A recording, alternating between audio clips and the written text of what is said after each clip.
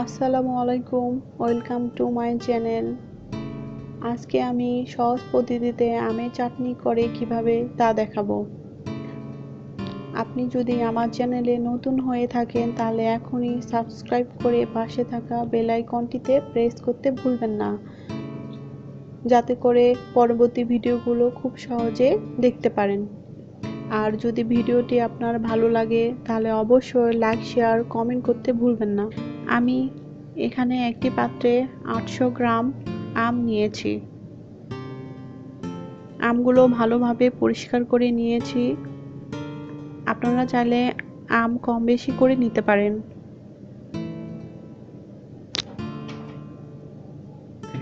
এখন আমগুলো খোসা ভালোভাবে ছাড়িয়ে নিব। আমি আমার সুবিধার্থে বটি দিয়ে খোসা ছাড়িয়ে নিয়েছি। আপনারা চাইলে ছুরি বা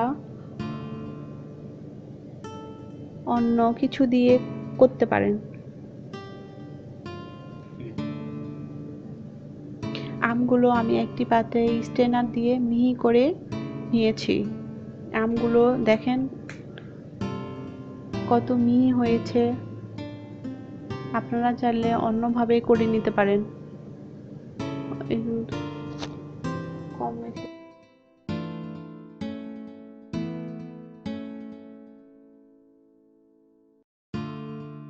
এখন একটি প্যানে আমগুলো দিয়ে দিলাম। এখন সামান্য পরিমাণ পানি দিয়ে দিব। পানিগুলো এমনভাবে দিতে হবে যেন কম বেশি না হয়ে যায়। বেশি হয়ে গেলে আমের চাটনিটা ভালো না হতে পারে।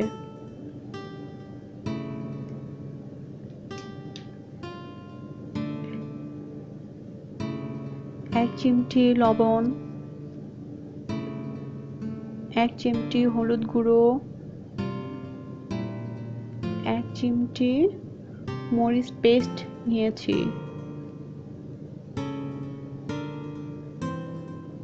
আপনারা চাইলে গুঁড়ো মরিচ দিতে পারেন।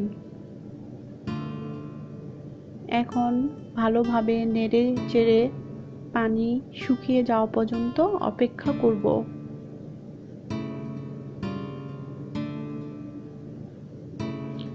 দেখেন আমগুলোর কালার কতটা সুন্দর হয়েছে, আর পানিটাও মোটামুটি শুকিয়ে গেছে। আমাদের আমগুলো প্রায় হয়ে গেছে। আমরা এটাকে এখন নামিয়ে রাখবো।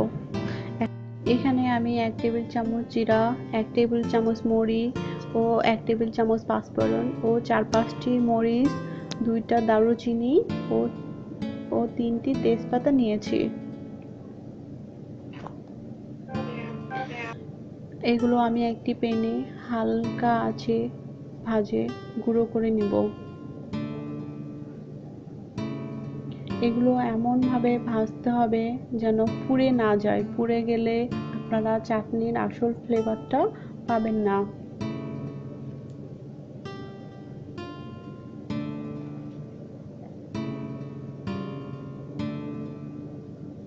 ভালোভাবে নেড়ে চেড়ে খেয়াল রাখতে হবে যেন এগুলো পুড়ে না যায়।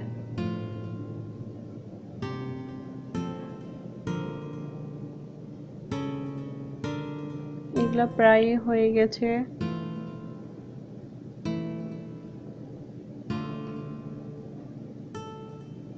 এখন নামিয়ে নিব। প্যানটি হালকা গরম করে নিব। এখন আধা কাপ পরিমাপ সরিষার তেল নিয়ে নিয়েছি। আপনারা চাইলে কম বেশি করে নিতে পারেন। আমি আমার পরিমাণ মতো নিয়ে নিয়েছি।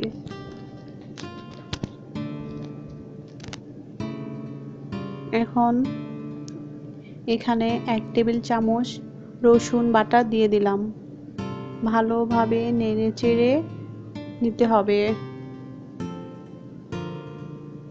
লক্ষ্য রাখতে হবে যেন রসুন বাটা পুড়ে না যায়।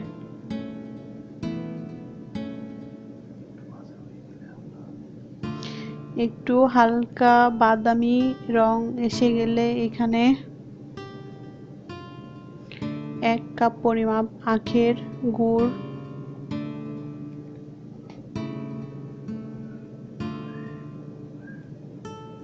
ও আধা কাপ পরিমাপ চিনি নিয়ে নিব।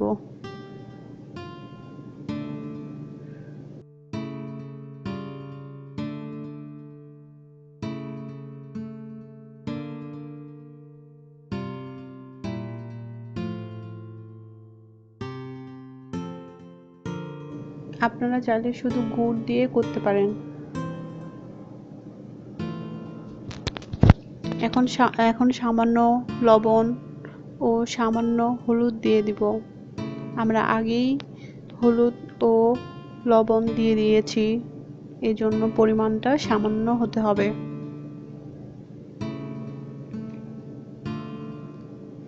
এখন আমগুলো দিয়ে দিচ্ছি।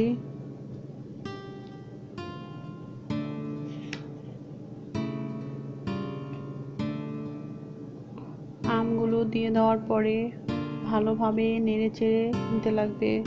খেয়াল রাখতে হবে যেন আমগুলো নিচে লেগে না যায়।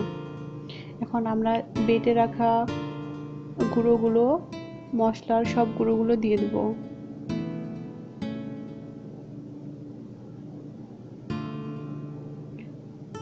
মরিচ বাটাটাও দিয়ে দেব।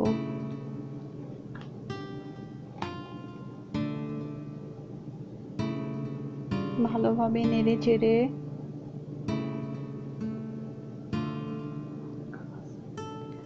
হালকা মিডিয়াম আঁচে নাড়তে হবে যাতে তলে লেগে না যায়। দেখেন মোটামুটি কালারটা চেঞ্জ হয়ে গেছে।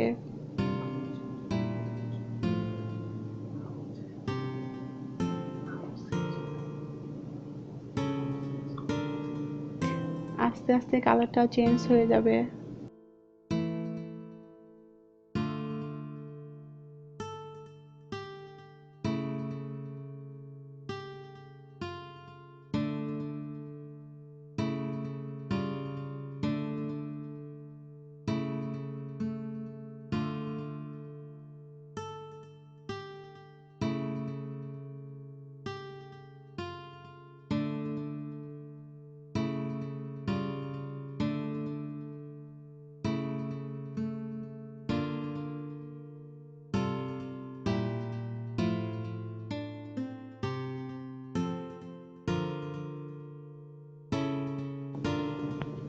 দেখতেই পাচ্ছেন আচারে সুন্দর একটা কালার চলে এসেছে।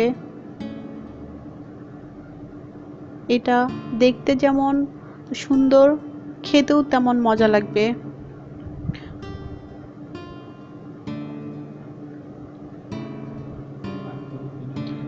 আর পুরো ভিডিওটি যদি আপনার ভালো লেগে থাকে তাহলে অবশ্যই সাবস্ক্রাইব করতে ভুলবেন না।